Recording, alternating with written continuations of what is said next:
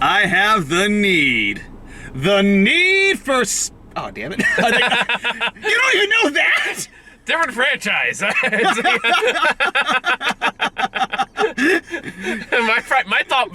Mine went to Fast and Furious. Sorry. This might be a bad time to mention I have not seen the first Top Gun.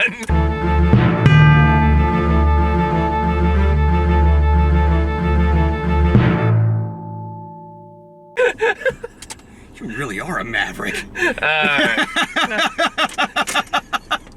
You mean the main character? I know. The funny thing was, I had something that was just going to absolutely mess with you, but then it's like, when you didn't go in, it's like, ah, abort, eject!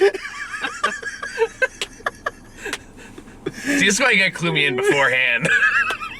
Sometimes my improv skills aren't exactly up to snuff. Fair enough. Especially after, like, the biggest beer I could buy before getting into this. Touche. Yep. Granted, which does nothing for me now, but still. Thankfully, you didn't really need it for this one. No, this is definitely, all right, we're gonna go for, like, a oorah America movie. It's like, all right, I'll get a beer. Yeah, but it's very tongue-in-cheek about it, thankfully. Like, it's one of those things where, like, it's basically just carrying the spirit of the first movie, which was, like, unapologetically that. Yeah. More unironically so, I think. Mm-hmm. This one at least has a bit of a sense of humor about it at times. Yeah, like, no, let me be clear right off the bat before I say anything else. I had a good time with this movie. Yeah. The plane went whoosh, and I was like, yeah, and I was like, ooh. Yeah. And as long as the planes were going whoosh, I was a happy camper. Like a fucking toddler with one of those little The little mobiles? The mobiles on the crib. And I'm like, every time somebody speaks, I'm like, boo, talking, thin script, bad narrative, plane goes whoosh, yay!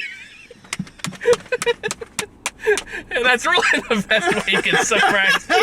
Because when they're talking, they're having these character arcs, I'm like, okay, this is pretty paper thin. I'm not really getting invested in this. But as soon as they're in, like, dog kind of like, come on, Rooster, come on, you can do it.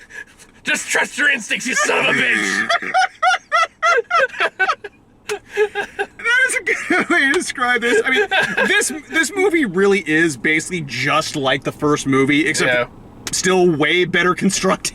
I believe that. I 100% believe that.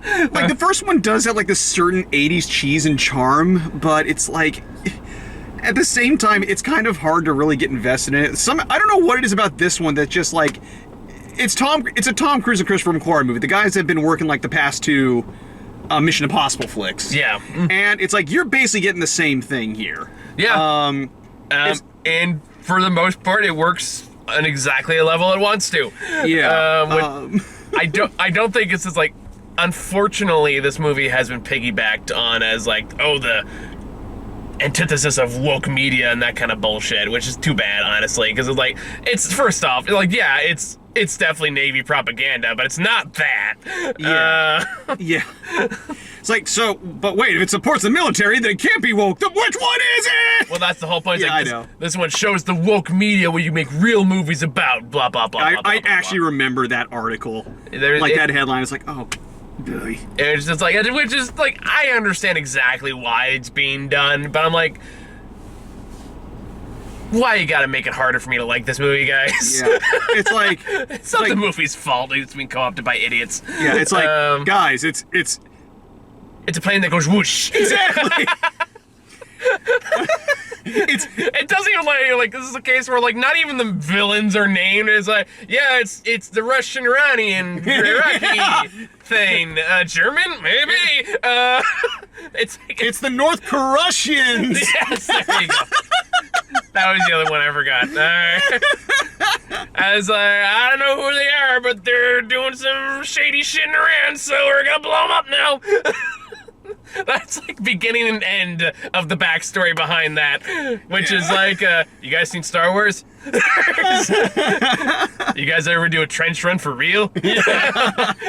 Except now it's gonna be 3 meters wide, you fuckers. I just thought, I was thinking too, she was like, it's not impossible. I used to bullseye Wampa with my T-16. They're no bigger than...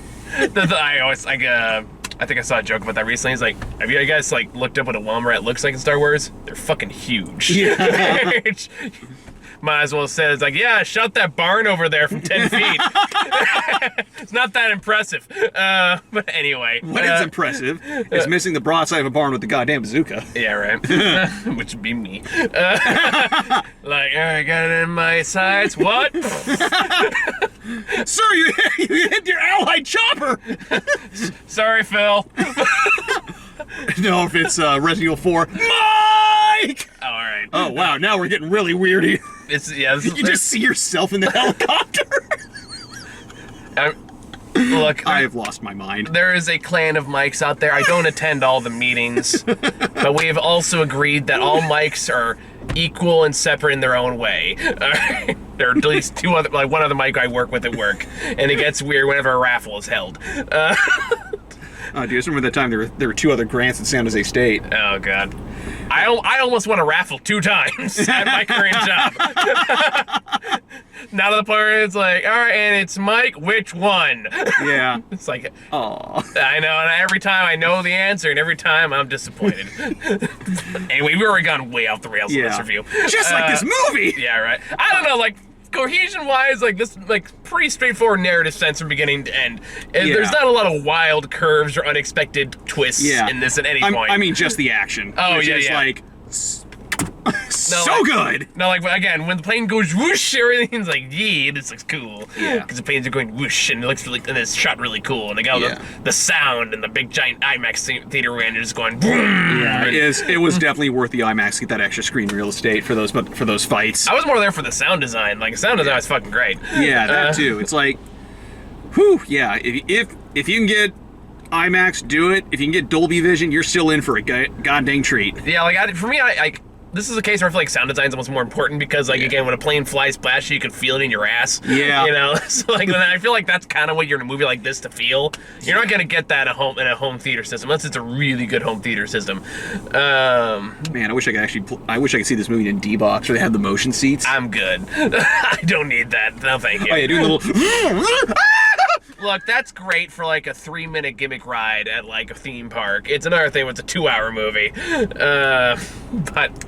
Anyway, this is one of those cases where every time I see Miles Teller's name pop up in a poster, I'm like, oh, fucking shit. It's like, damn it. Then we gotta deal with Miles fucking Teller. I like Whiplash, but I don't like him, but goddamn, he's a good actor. I'll give him that. But then this guy's like, but at the same time, I was like, fine, I'm invested.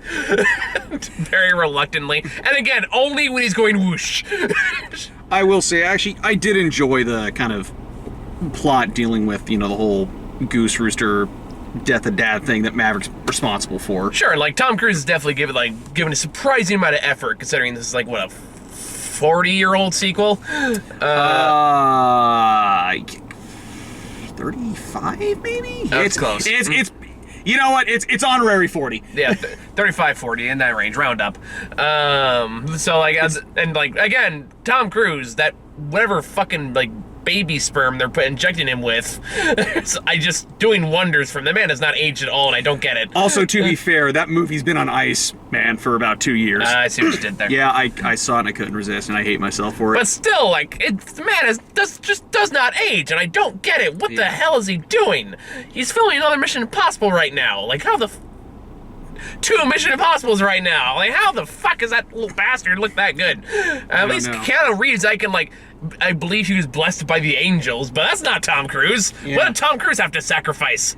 How many skeletons are in his closet, literally? But Scientology's got its own mojo. Fucking Theon levels, dude. Yeah. Or whatever the hell they call it. Phaeton, whatever. But speaking of Iceman, nice cameo from Val Kilmer. I feel so bad for Val Kilmer. Yeah. Like, I'm assuming you know the story behind him, right? Yeah, I actually watched the documentary about it. Yeah. It was interesting because they actually use, I guess, AI to have him. His Iceman does speak, and they also do kind of carry on the deal that Kilmer himself has dealt with, which is throat cancer. Yeah. Because I don't know if it was a thyroid surgery he's had or something like that. Can't remember. Either way, it's some kind of surgery. It basically just fucked up his voice box for like forever, pretty much.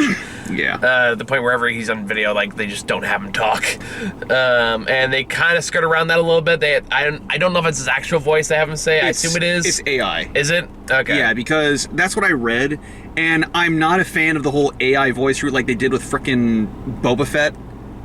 They did a Boba Fett? For Luke Skywalker. Oh, Spoilers. that's why it sounded so weird. Yeah. All right. The show's been out for months. If you haven't seen it by now. Yeah, but here it is entirely understandable, and they use it very well and effectively. Like it's done sparingly. It's only for like one scene, and it's enough for it to hit that nostalgia button, which it's entirely why it's there. And in that same level, this movie knows that it's milking to a nostalgia crowd, and it is definitely running for it as much as it can.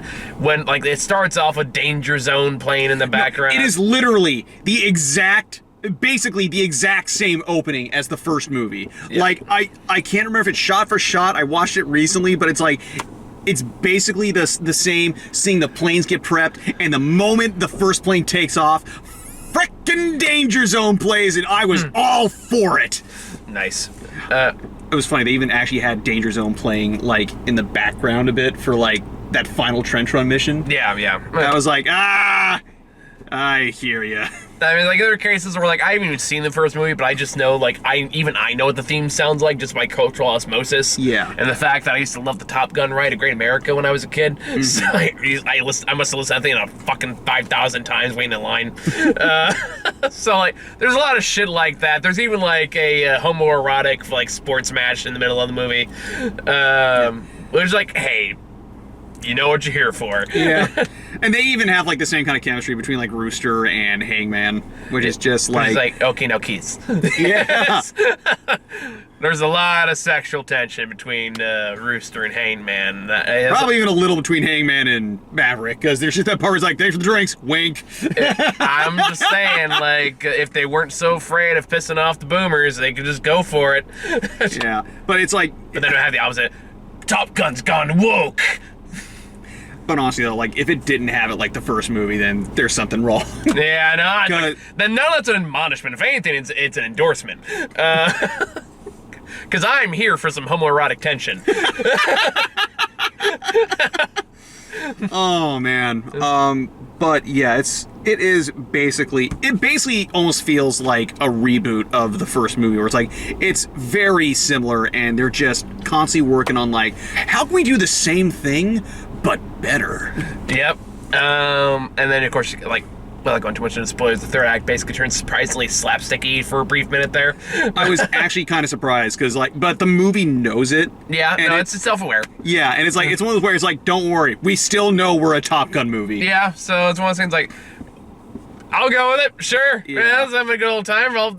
As you, like, fight off the North Korean, Russian, Germans. North Korean-Iranians? There you go. You do better than I do. But, yeah, so, I don't know. At the same time, you looked at a movie called Top Gun Maverick, and you thought, ooh, you'll probably have a good time. Yeah. I will say this, also. I did enjoy the chemistry between Tom Cruise and... Jennifer Connelly. Thank you. I just blanked her name for some reason. I was like... It's like, Demi Moore? Wrong military movie, loser! I'm sorry! You know, after Tom Cruise's first husband, Goose, passed away in the first movie. Oh, shit. No, it was funny. Like, when I showed that to Jasmine, she was like, no! Not Goose! I'm not quite to that extent, but she was like, they killed the best character! That's how they get you. But yeah, like... Now, Jennifer Connelly is doing a surprising amount of charm in this movie, considering the fact that that is just not what she's known for. Yeah, well, it's also funny because, like, her character was, like, a one-off reference in the first movie. Yeah, because I guess, like, the original actress for the first movie didn't want to come back or something like that, so... No, she did. The movie was just being, we gotta have hot people! Oh, okay, right. Well, either way, Jennifer Connelly, who also has not aged a fucking day. Yeah. So... What the hell are these immortal people coming from? I don't know. Why are they all in Tom Cruise movies? Except for Keanu Reeves. He's lived his own universe. Because he's blessed by the angels. But, Yeah, it's just, it is training a bunch of new pilots to take on stuff. We get some great stunts, you know, like seeing them actually in the jets doing some like crazy shit. Yep. The actual finale is spectacular. Yeah. It's also kind of funny because that part where, I'm not sure if you noticed, but that part, in the beginning, the part where Tom Cruise flies in the, basically the Black Hawk over the thing, you notice the thing just kind of like the top pop off the building next to Ed Harris. Oh, yeah. That was not planned. I believe that. Yeah, they said, yeah, that was a one and done shot. Yeah, I imagine, like... It's like that tore the roof off the set and we could no longer use it. Yeah, that sounds about right. But, yeah, just... Like I said, when the plane goes whoosh... Yeah. It's just, I enjoy... It activates the 2-year-old caveman part of my brain. Yeah, this is like a pure popcorn flick, and just, it is so damn fun. And if this is like, again, Father's Day came early for a lot of you guys here. Like, this is the easiest Father's Day of the goddamn, decade. Yeah. Like I said, and like we said, just definitely watch this in one of the enhanced formats. You will... Yeah. Now, I know my dad would love this. For what that's worth. Granted, if you watch this video, no, that's complicated. Yeah. But anyway, no need to go into that. The point is, it's exactly what you expect it to be. It hits the nostalgia buttons. Yeah. It's still well made and well shot in its own right. It still stands on its own. Yeah, it is just... But don't expect any deep Shakespearean drama here. Yeah. That said, I will say there are some moments, kind of like when you basically see Tom Cruise with PTSD after he gets ejected from the bar. Sure, there are a couple of small moments here and there, but again, the narrative is paper thin. Yeah, it is a summer flick through and through. But this is a case where I say this with the highest freaking compliment, because it knows it, it embraces it, and it just has so much dang fun with it. Yeah, and we had fun watching it. So yeah, I would not mind watching this again. Yeah, I don't see myself watching it again. But if had just the airplane scenes in in the big IMAX in San Francisco, I'd watch that. But, yeah. You got anything else? Second time in a row I went to an IMAX theater. I missed the goddamn Avatar trailer. Honestly, you're not missing much. I know. It's just the principle of the matter. It's more just ooh, there are blue people, there's water, movie. It's just, it's like, I just want to see it uncompressed so I can actually appreciate the CG. You know what you really missed? The return of the Morbin time. Yeah, no one missed that. Well, the one time Sony got tricked by the internet again. Ooh, people keep talking about our movie. They must really want to watch it again. 85K total. Yeah. 1,000 theaters. $85,000. It's you guys. It's we got $85 per showtime. Oh no. Well, hope you learned your lesson. They won't. This is when this isn't their snakes on a plane situation. Yeah. But anyway, we're getting sidetracked, so I think that's all we got for this one. Yeah. I still got to review the Cronenberg movie with Muha. Ooh, yay. Because they definitely was yes, I want that one. It was yeah, okay, I was a given. Yeah, that I'm not surprised, especially because this sounds like not quite a return to form, but it gives a lot of the stuff that old school Cronenberg fans are going to enjoy. Yep. And then we're going to cover Men while we're at it, because I saw that last week. Still want to see that one too. It is interesting. Something. That sounds more accurate. I don't know what, but it's something. Yeah. It's a thinker, I'll say that much. Yeah. Alex Garland does that, yeah. And then, of course, the Bob Burgers movies me and Chris are going to check out. So Chris has already seen it, so I was going to sit down and watch it. That's what I was really going to see tonight before I texted you. Nice. And just said, hey, do you want to watch Maverick? And you're yeah, we're going to see it tomorrow. I was all right, well, I guess that overrides Bob's Burgers. Yeah, I was originally going to watch it, this afternoon. Yeah. But I was and I what luck? appreciate you waiting. Yeah, no problem. And what luck, I got a sweet seat switch. God, I can't talk. Man, right before the movie starts, so I got a slightly better seat. Well, I think that's time for us to go home and lay down. All right, thank you guys for watching. See you later. Take it easy.